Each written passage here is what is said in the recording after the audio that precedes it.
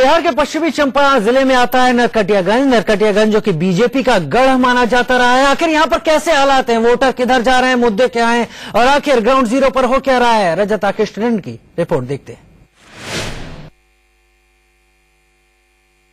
चुनावी चौराहे में आज इंडिया न्यूज की टीम नरकटियागंज के मस्जिद चौराहे पे है। यहाँ हमारे पास निर्दलीय प्रत्याशी भी रहेंगी बातचीत करने के लिए, भाजपा की तरफ से प्रत्याशी रहेंगी, साथ ही साथ कांग्रेस का पक्ष और जेडीयू का पक्ष रखने के लिए लोग रहेंगे। हम जानेंगे यहाँ के लोगों से भी कि आखिर नरकटियागंज की समस्या क्या है। पहले जनता से ही पूछ लेते हैं, यहाँ पे सबसे बड़ी समस्या क्या है जो कि राजनीतिक मुद्दा है इस बार चुनाव में?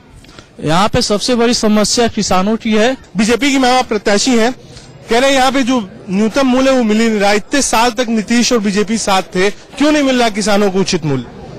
ऐसा नहीं है, बीजेपी अभी तक स्वतंत्र रूप से काम नहीं की है। अभी अवसर है बीजेपी को स्वतंत्र रूप से काम करने का। आप भी भारतीय जनता पार्टी में थी, अब आप रिबेलियन कैंडिडेट निर्दलीय चुनाव लड़ रही हैं। जिस तरीके से चुनाव प्रचार चल रहा है, आपको लगता नहीं वो जातिगत और धर्म के आधार पर अब बांटा जा रहा है बिहार को? नहीं, बिल्कुल नहीं।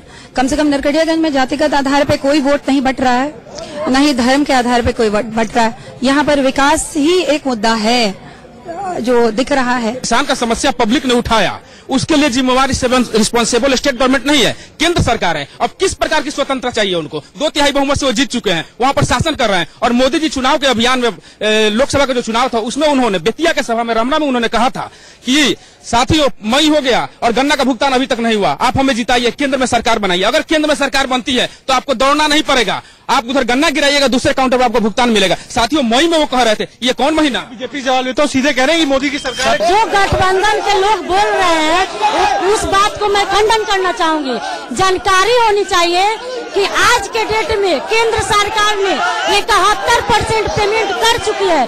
जो भी पेमेंट लंबित है वो बिहार सरकार के वजह से ही लंबित है। जो इस समय का परिवेश चल रहा है, आपको लगता है कि जो चुनाव है वो अगलों और पिछड़ों के बीच में हो रहा है? नहीं, यहाँ कोई फॉरवर्ड एंड बैकवर्ड की लड़ाई ही नहीं है। यहाँ सिर्फ विकास ही एक मुद्दा है। क्या कैसे आप देखते हैं जो महागठबंधन हुआ है उसमें लोग कह रहे हैं कि जेडीयू का आरजेडी के साथ जाना गलत हुआ? कहाँ गलत हुआ? आरजेडी तो जंगल राज का जो डर दिखाया जा रहा है, तो जंगल राज के जितने भी कारक हैं, चाहे पप्पू यादव हो, सूरजभान सिंह हो, सुनील पांडे हो, हुलास पांडे हो, काली पांडे हो, ये सारे लोग आज एनडीए में हैं। कि हमारे रश्मि वर्मा जब विधायक थी 8 महीना में जितना काम किया, आज तक भारतीय जनता पार्टी कभी नहीं किया। नीतीश कुमार जी ने बोला था कि कांग्रेस एक भ्रष्ट पार्टी है, उन्होंने क्यों उससे हाथ मिलाया? नीतीश कुमार ने बोला था कि मैं चुनाव नहीं लड़ूंगा, 2015 तक 24 घंटे तक लाइन दूंगा, उन्होंने अभी तक लाइन नहीं दिया। क्या कह रहे, क्या मुद्दा? बहुत काम किया। मैं मेरी बात सुनिए, मैं ये पूछ रहा हूँ कि आज आपकी समस्या क्या है विधानसभा? हम लोग इस बाजार में जी रहे थे, भाजपा के लोग हटाने के लिए यहाँ आ गया हुआ था। यही रश्मि वर्मा जी है जो पूरा हम लोग गरीब को रोके हुआ है कि हम लोग यहाँ जी रहे हैं। यहाँ युवाओं का मुद्दा क्या है? यूथ का ये मुद्दा है, ठीक है, कि हमें रोजगार चाहिए और विकास चाहिए, ठीक है, और इसके लिए नरेंद्र मोदी की सरकार बननी चाहिए बिहार में। अगर एक लाइन में आप कहेंगी तो जनता आपको वोट क्यों करे? बस जनता हमको विकास पर वोट देगी कि बीजेपी चाह रही है कि केंद्र में सरकार हो तो भाजपा बिहार में भी सरकार हो। इसकी बात करी, जनता आपको वोट क्यों करे?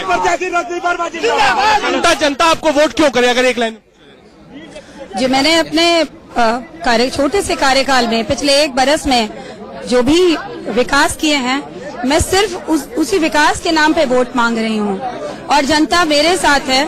आप घूम के देख लीजिए, सभी से घूम के देख लीजिए, चारों तरफ विकास की धारा बह रही है। और आप आम जनता से भी बात करेंगे तो वो लोग सिर्फ और सिर्फ मेरा नाम विकास से ही जोड़ती है। ये लोग थे यहाँ के नरकटियागंज के, साफ तौर पर कह रहे थे कि वोट विकास के नाम पे होगा, लेकिन इंतजार होगा कि जब लोग वोट करने निकले तो विकास पर ही वोट करें। कैमरामैन सुनील के साथ रहे राकेश।